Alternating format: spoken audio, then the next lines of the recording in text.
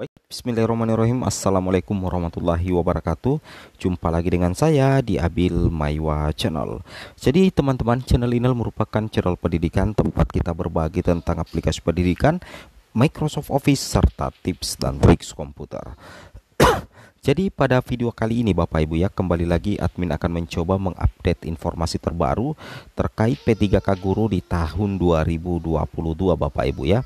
Yang mana yang akan kita bahas di sini adalah terkait 4 kondisi terbaru V2 dan P3, auto lolos ASN P3K Guru, skema final penempatan di 2023, V2 dan P3 harap bersiap-siap ya, urutan nilai tertinggi menjadi penentu ya. Ini jelang tanggal 23 Februari 2023 jika tidak ada perubahan terkait pengumuman kelulusan bagi P1, P2, P3 dan pelamar umum.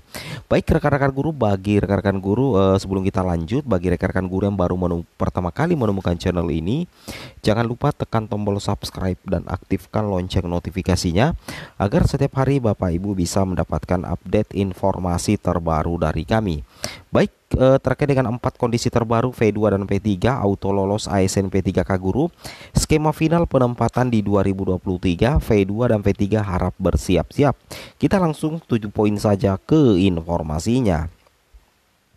Jadi di sini Bapak Ibu perlu memahami bahwasanya untuk pelamar prioritas 1 nantinya itu akan ditempatkan di tempat tugas masing-masing. Ada dua ya, ada dua penyebab sehingga pelamar P1 bisa saja ditempatkan di tempat tugas masing-masing Bapak Ibu ya. Yang pertama adalah tersedia penetapan kebutuhan. Jadi tersedia formasi di sekolah induknya. Kemudian formasi yang ada di sekolah induknya itu sesuai dengan sertifikat pendidik atau kualifikasi akademik yang dimiliki. Jadi itu adalah menjadi salah satu faktor Bapak Ibu ya. Pelamar prioritas 1 bisa saja ditempatkan di tempat tugas masing-masing. Yang pertama, tersedia penetapan kebutuhan dan sesuai sertifikat pendidik atau kualifikasi akademik yang dimiliki. Ini menjadi salah satu faktor ya yang harus diperhatikan oleh pelamar prioritas 1 Bapak Ibu ya. Kemudian kita lanjut lagi di sini ya, masih pelamar P1. Dalam hal jumlah pelamar P1 lebih besar dibandingkan dengan jumlah penetapan kebutuhan di tempat tugasnya, maka urutan penempatannya dimulai dari pelamar dengan nilai tertinggi. Jadi bagi pelamar V1, kalau misalkan dalam satu instansi itu ternyata jumlah pelamarnya itu lebih besar daripada jumlah formasi, maka penempatan Bapak Ibu itu akan ditentukan menggunakan nilai tertinggi. Nah seperti itu ya. Jadi nantinya Bapak Ibu perlu perhatikan untuk penempatan di sekolah, Bapak Ibu perhatikan bahwa tidak menggeser guru non ASN yang sudah mengajar di sekolah tersebut ya. Nah jadi nantinya pertimbangan penempatan di sekolah lain sebagaimana dimaksud pada huruf F dilaksanakan dengan ketentuan sebagai berikut. Jadi ada dua ketentuan terkait pertimbangan penempatan di sekolah lain. Nah di sini dikatakan bagi pelamar THK 2 dan guru non ASN dengan nilai tertinggi akan ditempatkan di sekolah yang memiliki kebutuhan guru terendah. Jadi kalau misalkan Bapak Ibu adalah THK 2, kemudian Bapak Ibu adalah guru non ASN, tetapi nilai tahun lalu Bapak Ibu di 2021 itu memiliki nilai tertinggi, maka Bapak Ibu itu akan berpotensi ditempatkan di sekolah yang memiliki kebutuhan guru terendah. Berarti besar kemungkinan Bapak Ibu ditempatkan bukan di daerah terpencil. Berbeda kalau misalkan bagi pelamar lulusan PPG dan guru swasta dengan nilai tertinggi akan ditempatkan di sekolah yang memiliki kebutuhan guru tertinggi. Jadi ada kemungkinan juga bisa ditempatkan di sekolah terpencil. Itu terkait dengan nilai tertinggi dan status bagi pelamar V1 seperti itu ya. Ini seputar V1 dulu ya. Nah kemudian kita lanjut lagi Bapak Ibu guru yang terhormat, bahwasanya terkait dengan jadwal penempatan ya, kita fokus di nomor urut 15 Bapak Ibu tentunya ya, nomor urut 15, kemudian nomor urut 18, 19 dan 20. Yang mana kalau nomor urut 15 itu akan ada pengumuman Bapak Ibu ya. Pengumuman apa? Tentunya pengumuman hasil seleksi ya untuk V1, V2, V3 dan pelamar umum. Itu rencananya dimulai tanggal 2 Bapak Ibu sampai tanggal 3 Februari 2023 kecuali ada perubahan jadwal. Jadi nanti di bulan depan nih ya, bulan Februari, mudah-mudahan saja tidak ada perubahan, itu akan ada pengumuman serentak ya kelulusan menjadi ASN secara final tentunya, baik untuk V1, V2, V3 dan tentunya juga untuk pelamar umum. Tapi setelah itu di tanggal 4 sampai 6 Februari Bapak Ibu ya, dan tanggal 7 sampai 13 akan ada proses masa sangka dan jawab sangka. Nah, untuk finalnya nanti itu di tanggal 20 Februari sampai 21 Februari 2023. Kalau tidak ada perubahan jadwal dari Panselnas, itu akan ada pengumuman final kelulusan bagi P1, P2, P3 dan pelamar umum. Nah, setelah pengumuman serentak yang menentukan bahwa Bapak Ibu P1, P2, P3, P4 lulus menjadi ASN dengan dibuktikan mengecek di akun SSC ASN masing-masing, nantinya itu Bapak Ibu akan mengisi DRH NI P3K. Jadi Bapak Ibu akan memulai melakukan yang namanya pemberkasan ya, pengisian daftar riwayat hidup. Nah, setelah itu dimulai tanggal 22 Februari sampai dengan 13 Maret. Kemudian usul penetapan NIP P3K itu tanggal 7 sampai tanggal 31 Maret 2023 pastinya Bapak Ibu ya. Ini tentunya menjadi kabar yang sangat luar biasa, menggembirakan sih sebenarnya ya. Oke Bapak Ibu. Kemudian kita lanjut lagi Bapak Ibu guru yang terhormat, bahwasanya nantinya ketika pengumuman Bapak Ibu bisa langsung cek ya. Ini di bulan Februari ya, kalau pengumuman bulan depan itu Bapak Ibu bisa cek di akun SSC ASN ya.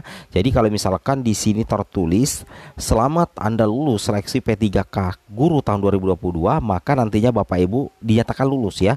Maka Bapak Ibu sudah bisa melakukan pengisian daftar riwayat hidup atau melakukan pemberkasan secara online Bapak Ibu ya.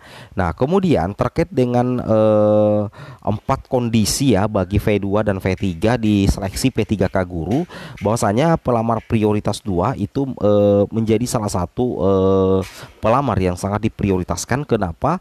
Karena pelamar P2 itu masuk dalam kategori guru THK 2 atau guru X kategori 2 yang memang masa kerjanya sudah sangat luar biasa Bapak Ibu ya. Nah, kemudian di sini untuk yang kedua di sini bahwasanya untuk penentuan ya, observasi penentuan mendapatkan penempatan bagi V2 dan V3 itu berdasarkan urutan peringkat terbaik Bapak Ibu ya. Kalau misalkan formasi untuk V2 dan V3 5, maka nantinya diurut nomor urut berdasarkan urut nilai tertinggi itu mulai dari nomor 1, 2, 3, 4 dan 5. Nah, logikanya seperti itu ya. Jadi V2 dan P3 pengusulan penempatan berdasarkan Juknis P3K guru tahun 2022 itu berdasarkan urutan nilai tertinggi. Oke, seperti itu. Kemudian kita lanjut lagi di sini Bapak Ibu sekalian. Nah, di sini ilustrasinya yang Bapak Ibu harus perhatikan, misalkan seperti ini. Sisa formasi ya, ini khusus untuk V2 dan V3. Misalkan saya berikan satu contoh, formasi guru kelas misalkan ada 20 ya. Nah, kita lihat, kita deteksi dalam satu instansi berapa jumlah V2, itu ada 2 Bapak Ibu. Kemudian jumlah P3 itu ada 200. Kalau kita urut itu nomor 1 sampai 20. Tetapi Bapak Ibu perlu ketahui, karena di instansi ini ada V2, maka V2 ini akan langsung mengisi 2 formasi dari 20 formasi guru kelas. Jadi nantinya akan tersisa 18 formasi yang akan diurut berdasarkan urutan nilai terbaik di P3 Bapak Ibu ya. Akan diurut sampai nomor 1 sampai 18. Karena yang 2 ini potensinya itu akan diisi oleh V2 Bapak Ibu ya. Logikanya seperti itu ya. Jadi berdasarkan urutan nilai tertinggi dan berdasarkan apakah Bapak Ibu itu adalah P2 atau Bapak Ibu itu adalah pelamar prioritas 3 tentunya Bapak Ibu. Kemudian kita lanjut lagi di sini terkait dengan hal ini. Nantinya di sini Bapak Ibu itu bagi P2 dan P3 berpotensi lolos di tahun ini, tepatnya di bulan Februari, apabila di instansi Bapak Ibu itu sisa formasi instansinya berlebih. Maka ketika sisa formasi instansi berlebih, maka Bapak Ibu itu akan masuk dalam status aman. Contoh misalkan sisa formasi mapel guru kelas 700, sedangkan P2 itu cuma 5, guru honorer negeri 600. Berarti 605 pelamar, sisa formasi 700. Berarti kalau diurut berdasarkan urutan nilai tertinggi, maka ke 605 P2 dan P3 itu akan semuanya masuk dalam status aman yang berpotensi untuk lolos menjadi ASN P3K Bapak Ibu ya. Itu yang harus Bapak Ibu pahami dan Bapak Ibu cermati. Nah, kemudian di sini mendapat peringkat terbaik per mapel ya. Jenjang jabatan ahli pertama guru agama Islam ya. Misalkan Bapak Ibu ini P2, maka Bapak Ibu berpotensi mengisi dari 20 Bapak Ibu ya, 20 formasi ya. Jumlah V3 juga seperti itu akan diurut berdasarkan peringkat terbaik per mapel tentunya Bapak Ibu. Kemudian kita lanjut lagi bahwasanya untuk penentuan ya mengisi formasi bagi V2 dan V3 itu berdasarkan urutan Bapak Ibu ya, urutan nilai tertinggi ya, yang hasil observasi guru senior, bobot dinas dan tentunya bobot dari BKPSDM pastinya. Oke. Kemudian di sini Bapak Ibu yang terakhir ya bahwasanya kelebihan guru di sekolah pemenang ya. Kalau misalkan terjadi kelebihan guru di sekolah pemenang, misalkan seperti ini, di sekolah C ini menjadi pemenang sebenarnya ya. Ada 4 sekolah, ada 6 pelamar. Ternyata yang lulus itu adalah dari sekolah C ya. Misalkan dari sekolah C dan sekolah D. Ternyata dalam instansi ini sekolah pemenang itu ternyata kelebihan guru. Sedangkan dalam instansi ini sudah tidak ada lagi sekolah yang kekurangan guru. Nantinya berlaku pemenang kedua ya. Jadi mengisi formasi bagi V2 V3 itu ada di sekolah A Bapak Ibu ya, dan sekolah B tentunya. Itu yang harus Bapak Ibu pahami dan Bapak Ibu cermati. Semoga bermanfaat. Wabillahi taufik wal hidayah. Wassalamualaikum warahmatullahi wabarakatuh.